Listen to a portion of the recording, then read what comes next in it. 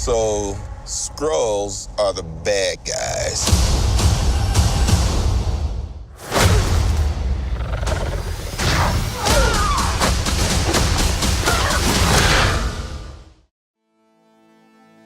Howdy y'all, Andy here, and welcome to another episode of King's Comics.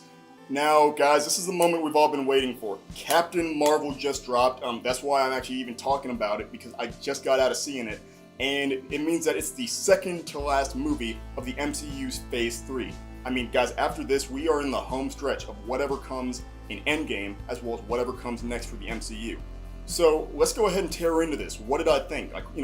What did I like or what did I dislike? Because there's been a lot of chatter and a lot of controversy over this movie. I mean, allegedly some of the initial reviews that were coming out were saying that this movie wasn't let's just say it wasn't the best MCU film. And, at the same time, I definitely don't think it was the worst MCU film. So where would I rank it, or what did I think? Well, we're just gonna go ahead and say yes. Yeah, I mean, once again, I'm a fanboy. I'm an MCU and superhero and comic fanboy, but yeah, I just really loved this movie. I personally thought that it was a pretty strong superhero movie for me. It was a strong MCU film for me, which sounds weird because there was a lot of undue flack, I would say, towards Brie Larson as to whether she could portray Carol Danvers on screen, if she could do the character justice in, her first on-screen portrayal. And I personally think that she killed it. Don't get me wrong, I think one of the weaker points of the movie was that Brie Larson could be a little bit too static at times, as well as, some of the Kree soldiers. And we find out that this does make a little bit of sense within context of the movie. The Kree Empire, these warriors, these soldiers, they're meant to control and not convey their emotions. So when we open up in the movie on the Kree Empire, that's right, we're in the middle of, the Kree capital city. We open up on Carol Danvers, about to use her Captain Marvel powers, but then talking to Yon-Rogg, who is portrayed by Jude Law. Now, they start to fight because it's apparent that he's a commanding officer over her in the Kree army and has been training her to become a Kree soldier. Then from there, we go into this Kree, squadron's first conflict with the Skrull. And once again, the Skrull, man, I loved the makeup for the Skrull. I thought they were great, and it's incredible that we finally got to see Skrull portrayed on screen. And for those who have read the comics, for those who are familiar with the Skrull, they're actually traditionally associated as a Fantastic Four villain.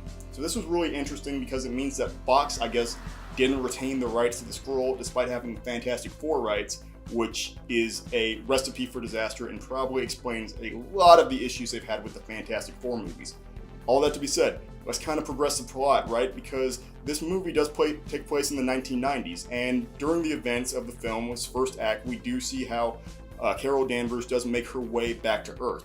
And as a reminder, she has no memory of her life prior to being a Kree warrior, being a member of the Kree Empire, which is interesting because when she crashes down to Earth, she encounters Nick Fury and young Nick Fury, as well as a young Agent Coulson, which, I love Marvel's de-aging technology. I think they've done a fantastic job of de-aging a lot of their older actors in order to, not have to swap out fan-favorite actors for random body doubles or what have you. So, or just using too much makeup. So I really enjoyed the work they did with de-aging Coulson as well as Fury. And yeah, by the way, we do get to see how Fury lost his eye. So once again, that's not a spoiler, that's just to say that is part of this story and another reason to watch this film. So we go into then this kind of mystery of Carol Danvers kind of discovering what her life was on Earth, which is interesting because then it's kind of a half origin story, half not origin story, where she already is Captain Marvel, so to speak. She already has the powers, she already has the training, but her actual origin is the mystery. And as of yet, because this movie takes place in the 1990s, we haven't seen her in the MCU yet, or even really alluded to, except at the end of Avengers Infinity War. I personally thought Brie Larson did a great job portraying Carol Danvers on screen. Yes, was she a little static at times, or too static at times? Yes, but because of the nature of the Kree Empire's warriors, their soldiers, to be unemotional, to control their emotions, just to not lose control in the thick of battle, it made sense why she was so unemotional most of the time.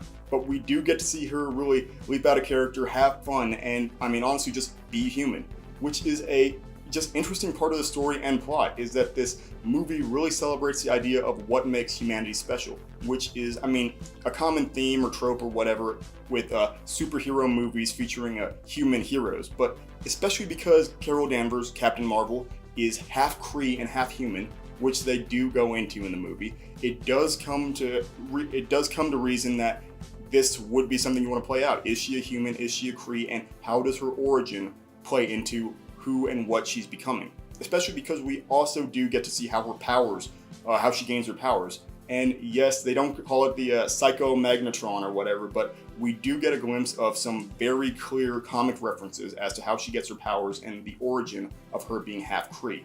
Which I should also mention, yes, Jude Law portrays Jan-Rog, and I thought it was really interesting, without going into spoilers, the relationship between Jan-Rog as well as Captain Marvel, because they kind of developed it as more of a leader and a student relationship, because he's the one who trained her to enter the army now, or the Kree army. Now, this isn't necessarily true to the comics, but at the same time, that's why I love the MCU, because of the fact that they'll change up character relationships or they'll redefine them. Case in point, M'Baku in Black Panther. But then we do even, yes, we get to see Mar-Vell in the movie as well. But how that factors into things, I won't say.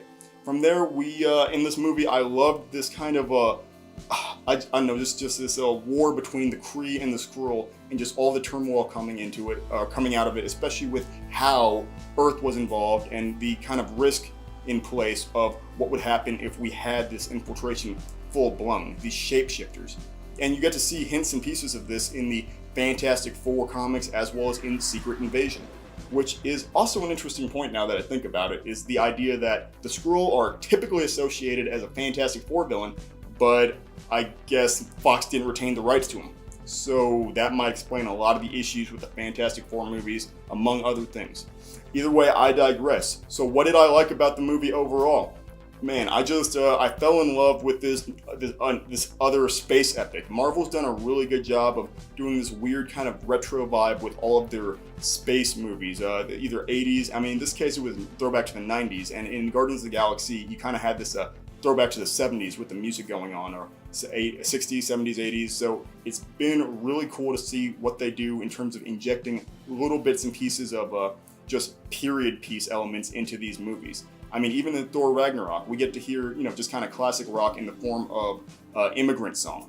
But in this case, we get to hear a lot of just classic songs from the 90s, and what I love is that Marvel still seems to continue its trend of genre fusion. That's having more than a superhero movie and blending genres into these MCU films. Case in point, Captain America 2 was, yes, a superhero movie, but also a political thriller.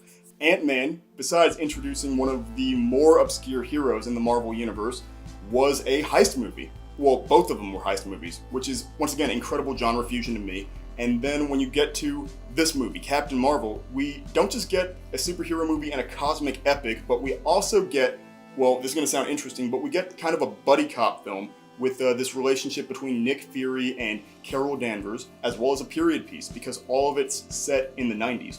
And that's also a vibe I got from Bumblebee, because it made a lot of callbacks to the 1980s and the original G1 Transformers, but that's a whole other conversation. Either way, I loved the aesthetic of this film. And I'm saying this right, I loved Brie Larson's portrayal of Carol Danvers, because she captured, yes, the unemoting side of a Kree warrior, but there were a lot of bits and pieces we got to see about her resilience growing up and growing into Captain Marvel, but also a lot of her just, I guess, fun sides in her past as she's discovering them and kind of reconciling being this half Kree, half human warrior. But despite all that, I do have to admit there were some things that I just didn't like in the film. It's been an issue for a while that people are hit and miss about talking about, but Marvel CGI has been a little, well, lazy. I mean, especially in Black Panther, and oddly enough in Infinity War, Marvel's CGI has just kind of started to slip. And while I do feel that they kind of corrected it for Captain Marvel, there were still bits and pieces where the animation and CGI were just off to me. In fact, I really wish they'd done a little bit more work on the representation of Captain Marvel's powers, but overall, I still really appreciated and enjoyed the portrayal on screen. I mean, especially since this was a very risky move. Because you've got this huge power player, I mean, just, a energy-wielding space chick, honestly, then you've got a lot of CGI and a lot of animation and illustration that's going to go into that. I get it, but at the same time, Marvel is making money off these things, so they got to kind of step their game up.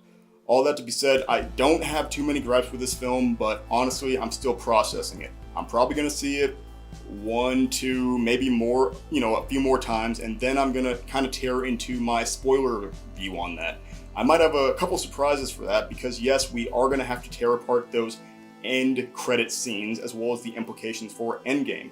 But I will say this, all in all, it was a great movie, and I think that Thor and Hulk both just lost the fight for who is the strongest Avenger. But y'all, those are just my opinions. Those were my takeaways after one viewing of Captain Marvel. I gotta see it a little bit more, I gotta let it soak in, and then we can really sink our teeth into it. But as always, guys, don't take what I say as law. Please go see it yourselves, support the industry and all that, but form your own opinions. I'd love to hear what you have to say. So if you do have comments or feedback, or maybe I just missed something in general, or you want to hear me discuss a little bit more about something I might have mentioned, please drop a line down below. And if you like today's video, please hit the like button. And if you really like today's video, please hit the subscribe or notification button, or just share it out to friends and family or whoever you'd like to see my content. That being said, y'all, get out there, see this movie, get ready for Endgame, and thanks so much for tuning into King's Comics. I'll see y'all again real soon.